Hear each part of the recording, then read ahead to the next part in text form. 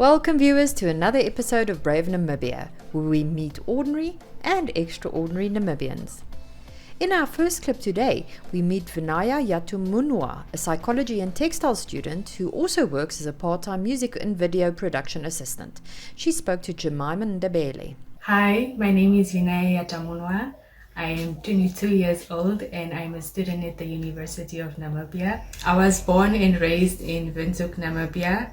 I'm currently pursuing a Bachelor of Arts honors degree at the University of Namibia, and I'm planning to major in psychology. Other than that, I also do music, but more of the technical parts such as music video production, music technology, and I'm also a textile student. The reason why I decided to go into the field of psychology has to do with mainly the way I was raised and my personality and my character, my ability to be empathetic and genuinely just care for others, especially for their mental health. The impact that I would like to make has to do more with my high school or just schools in general. I highly believe that they need to change the system in life skills to just speak a little bit more on mental health topics to help the students during this time in high school. My experience as a psychology student has been great. I've met amazing people and just the way I view life now. It does have its challenges because now you're more aware of your thoughts, of your feelings, of your behavior, which sometimes puts you in an uncomfortable position, but at the end of the day, it helps you understand more and it brings a lot of growth. What advice would you give to young people that would like to pursue a similar degree? I would highly recommend others to study a similar degree as it will change a lot in our community, in schools, and in Africa in general. I think it would also just help individuals to be able to interact quite well with each other and understand each other on a mental level. What led to you venturing into video production? What led to me venturing into music video production or anything music related is something that I actually did not plan for, as I'm studying the Bachelor of Arts degree and I just felt like there's so much that I can do, and why don't I just go out there and learn more and interact with people more, and that's really what led me there. How has your journey been and how long have you been working on music video sets? My journey has been quite amazing. I've been working now for 3 years. It's been great. I got to see so many parts of myself and really just understanding that there's really so much more one can do. All you need to do is just take up space and change will happen. My most memorable project that I've worked on was shooting a music video that my colleagues and I had to produce everything on our own. We had to write the song on our own, we had to record the song on our own, we had to shoot the music video, basically do everything on our own, edit it, and yeah, that was the most exciting project I've worked on. It taught me a lot. It taught me to be patient. It taught me how to actually deal with people. Sometimes I feel like I'm dealing with people every day, but I felt like that experience taught me how to deal with people on a producer level as well. My biggest motivator are two important people in my life when it comes to the technical part in music, and that is Dr. Matwire, who is a lecturer at the University of Namibia, and my colleague, Mr. Oloy Marius. When and why did you venture into textile studies? I ventured into textile studies in my first year, which was 2 years back, and the reason why I ventured into textile studies is because I've always been interested in art in general, but mostly just textiles such as materials, why things are made a certain way, and just interested in the colors and the texture of different materials and where they came from. I've always been curious about it. Where do you see yourself in the next 5 years in terms of in the textile space, in the videography space, and in the psychology field? In the next few years, I see myself as a multi-talented young lady that is basically able to do so much, such as now my textiles. I'd like to start a business in my textiles, and my music technical part, I'd like to work more in that industry. And in my psychology, I see myself as a clinical psychologist in Namibia that is working really hard to just change certain situations in young children's lives on a mental health level. I would describe the current music video landscape as it's still growing compared to an international level. I feel like there's still a lot of work that needs to be done, but I do see people starting to make more effort in recognizing it a little bit more in Namibia or even in Africa. For example, when I look back at the music video that my colleagues and I produced, uh, for example, when we started with the pre-production process, we noticed that it is actually a lot of work that needs to be done. It looked like it's something that is just simple. We pick up our camera and we go and we move, but there's a lot that needs to be done. There's pre-production process, production process, and post-production process. So in the pre-production process, we had to come up with a script. We had to come up with a song. We had to write down our own song, and we had to have a story as to what is our song's name and why we want to make the song. And then we took it over to our production process. And in our production process, this is where we felt most of the pressure. We were 10 members, and it's very important to make sure that everyone was punctual in doing what they are supposed to do. So when one person is not there or one person is not as passionate as the others, it kind of holds people back. So it's very important with the people that you choose to work with. During the production process, we spent, I think, almost a whole month or even more on trying to shoot this video. It took a lot of time because everyone had different schedules, we are all students. And another thing that we were focusing on in our production process was that having the right equipment is very much important, which is something we struggled with, and I think it's something that others probably struggle with as to why our quality is not the same as the international level. That is why I think it's something that we still need to grow in. Not having the right equipment played a big role in the quality of our music video, which I think is something that a lot of us struggle with, and is why we are probably not at an international level. So that is something that we really struggled with during our production time. It did take a lot of time for us to shoot the video, and on top of it, not having the right equipment played a big role in the quality of our music video. And then in our post-production, that is where we worked on our editing, and that is another problem that we had, is not having the right equipment, the proper laptop, the proper softwares, and all of that. And the music video that we shot, the song's name is Peace in the World. We chose to shoot the song as it was a time where there was a lot going on in Ukraine and Russia. There was a war going on, and we just wanted to have some peace in the world, basically. What is one interesting memory from your childhood that has affected the way you show up in the world? There was a point in my life where I had to live at Windhoek Prison, or known as the Windhoek Correctional Facility, because my dad is employed there and we were required to be close to the area.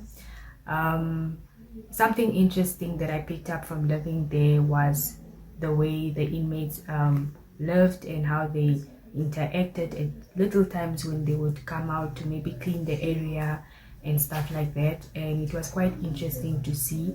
And that is also one of the reasons why I chose to study psychology. The person that inspires me the most, to be quite honest, is myself, mainly because of my resilience and the way I've overcome many things in my life, and the many things that I'll still overcome, and how far I've basically come. Yeah, and there are other people that contributed to my growth as well, and who also inspire me, such as my sister, Kani, Dr. Kani.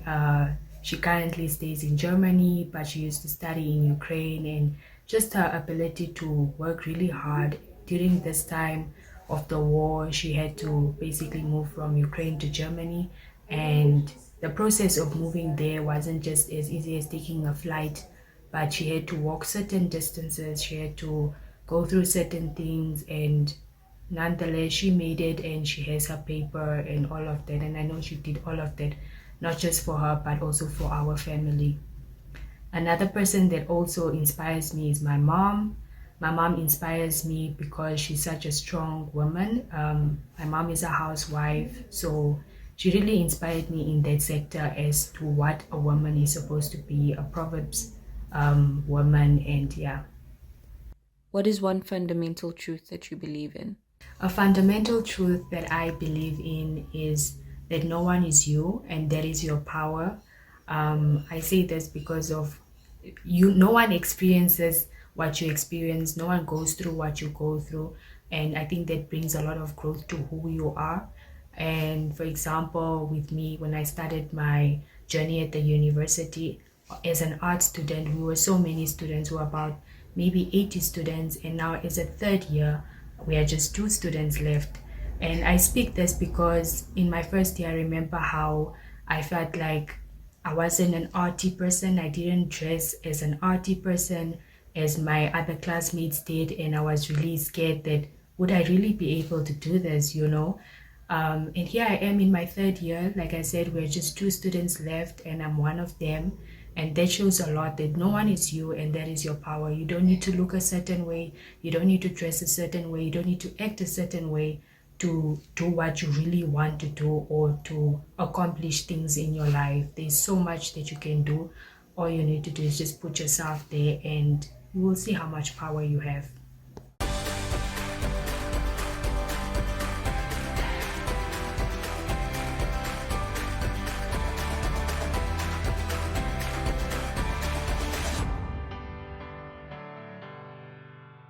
Next, we join Elzine Mushambi, who spent her formative years in the UK, but who is deeply rooted in her Namibian heritage. Fueled by pride in her background, she founded Impact Tank in 2020. She spoke to Wetumwene Shikage. Earlier, you gave us a little bit of background, or kind of like an overview of what Impact Tank does. Yes. But tell us a bit more about the services that you offer, if you have any products as well, and all of that. Yeah, I mean, for Impact Tank, our goal really is to improve the livelihoods of Namibian people. Mm-hmm. So all of our service lines are geared towards fulfilling that mandate. We really are a venture builder, so we build out companies that solve social problems across different thematic areas. So we take care of people in the indigenous knowledge communities, emerging technologies, and then the green and blue economy. But really we provide the service of building out companies for entrepreneurs. Yeah. And then of course we do a lot of advisory work from an impact framework perspective. And then I think we implement projects and programs on behalf of different development agencies. And we've most recently launched $1 billion fund in Namibia, so we invest into entrepreneurs that are solving the world. Nice. Yes. Okay, so is there any specific type of entrepreneurs that you're looking into? Is it those into digitization or technology? Or can I reach out to you guys if I just do any kind of business that would like to profit myself? For us, it's high impact and low tech at times. So you can reach out to us as long as your specific business is solving a social problem or a societal issue. And then we're really here to assist you with building this out and making sure you're scalable and defendable, because we know the Namibian market is so small. Yeah. So for us, it's how can we defend the technology or your business from a market size perspective. Okay. Interesting. So working as the CEO and founder, and earlier you just told us that you commute a lot. How is it juggling all of that as well as your personal life, being a mother, being a wife, all of that? How is the whole dynamic like? If you can draw it out for us. It is very interesting. I can imagine. With challenges at times. I think, just living on two continents has its challenges. The weather, the friendship circle. I have one son. He's 48 years old. It's my husband. Oh wow! I was not expecting that. No, that's fine. But really, it's about just creating balance and living in this dual world where we're realizing that parts of the work I do is in Switzerland and the other parts of the work that I do is in Namibia. And it's very much bridging the gap between the two worlds. So tell us a bit about the difference of business in Namibia as well as in Switzerland. So I'm sure you do come across different challenges that side and maybe different challenges this side, or it's easier to work with something this side or more difficult to work with something on the other side. How is all of that? Oh, I mean, I think it's two different operating environments, and I don't want to sort of compare which one's better, which one isn't. They both have their pros and cons. But I think when it comes to technology and financing, that's available in Switzerland much more easily than it is available here. So it really is, it's just more a liquid market. There are more high net worth, there are more development agencies from a financing perspective. But then in Namibia, you see a lot of the needs faster. So infrastructure and everything works in Switzerland, right? It's easy. But in Namibia, we don't have that yet, and we're trying to get us to a point where we are developing our infrastructure, whether that be physical or digital. Nice. We've spoken more about business and how that's going, some challenges, and maybe some achievements that you have faced. But after this one, we're going to dive a bit more into how Impact Tank is impacting the social communities that we're in. Again, we're back again, and I'd like to speak about some of the social issues that Impact Tank has managed to solve or to help resolve. Yeah, I think one of the biggest things that we're faced with right now is Namibians don't have equal access to certain things, whether that's healthcare or education or really income generation opportunities. And I think, a big problem right now is youth unemployment, whether that be for graduates or sort of people who aren't graduates. But really, those are the critical factors that we're looking at. How can we create employment opportunities specifically for youth and for Namibian people outside of sort of centralized areas like Windhoek specifically. Okay, so the businesses that you also do work alongside, are these businesses making the difference that you'd like to see? And if not, how do you assist them? Right, so our venture building framework really is robust enough, right? So we're looking at scalability, we're looking at operations and marketing.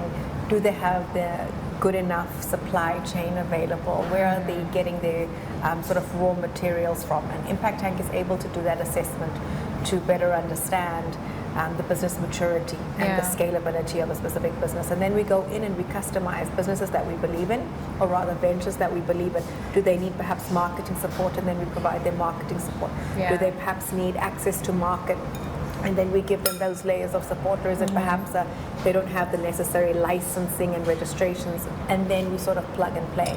But it's a very much a sort of using our existing venture building framework customized to specific entrepreneurs in the market, because we realize that the way we believe to bridge the inequality gap in Namibia is through entrepreneurship. Yes. Yeah. Okay. So the youth in Namibia, we've spoken about how unemployment is such a big issue. Are you trying to, nurture some of them? Are you having some of the youth in Namibia join Impact Tank, and how is their work ethic? Yes, I mean, we're very hopeful for where the Namibian youth are sort of mandated and what they do, and they have these extremely incredible business ideas. And I think Namibians are solving Namibian problems. I think the only challenge is access to financing, access to resources, and we're really trying to assist with providing that. We have a young team at Impact Tank, so most people are under 35. But really, so I mean, when we're looking at our youth, it's coming through from who we're employing youth. Our benefactors are often youth. The users of our products and services are Namibian youth. Oh. So we're very much seeing our Namibian youth as the symbiotic relationship between us achieving our mandate. I love that. Not only seeing the issues that we face in our society, but also trying to tap into the world, the reality that we live into, and try to better that. So, what are some of the accomplishments that you have seen within your business or within your career specifically? Yes, I think there are so many. I think we've launched about 28 projects over the last 3 years. Wow. We've worked across 11 of the 14 regions. We now have a team of 27 people. We've launched this amazing fund. We've built about 8 ventures that are profitable and running. So I think there are many accomplishments, but it's you sort go, of girl. No, but I mean, there's just so much, there's still a lot to be done. Yes. And we're just sort of hitting the tip of what we planned to do 3 years ago. Nice. So you see the progress and you love it so far? Yes, I'm very happy and I'm very hopeful for what Impact Tank has in store. I think, we play this impact role in the market that we're not seeing as often, and we're bridging the gap between the haves and the have-nots. Nice. So tell us a bit more about the future that you guys are seeing and foreseeing. What is next for Impact Tank? For Impact Tank, our African expansion is next, and we're going into Southern Africa and the market so that we can bring Namibian goods and services to other parts. Our Namibian market is a little bit small compared to our neighbors, and we really want to sort of go into these countries so that we can take Namibian goods and services to other parts of the world. Nice. Thank you so much for having the vigor to go out there and put Namibia back on its back to its original place on the map. After this, would also like to share maybe where you're located, your offices, and maybe on social media, on the internet. Where can people reach you and how do they get in contact with you? Absolutely. I think our offices are in Windhoek West, so you could just pop in, and we normally have capacity building initiatives with training for entrepreneurs and sort of digital skills as well. But our website is www.impacttank.org.na. And I think you can get all our contact numbers and contact details from there. But we're very easy, so just pop in, write us a mail, or call us, and get to know us. Nice. We're definitely looking forward to seeing Impact Tank making good strides in the market. And also, I hope that the youth that is watching is, taking notes, getting becoming impactful in the societies that we live in. But once again, thank you so much for joining us today.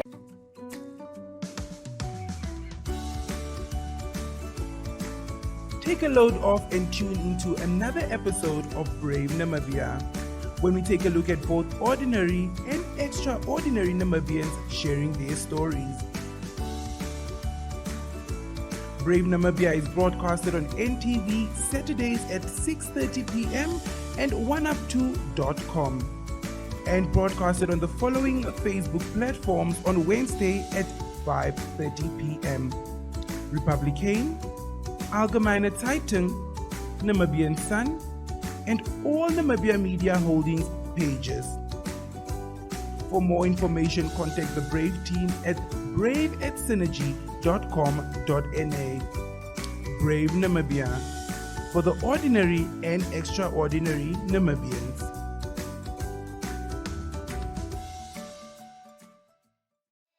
That's it for today, folks. Please tune in again next week when we meet more inspiring Namibians.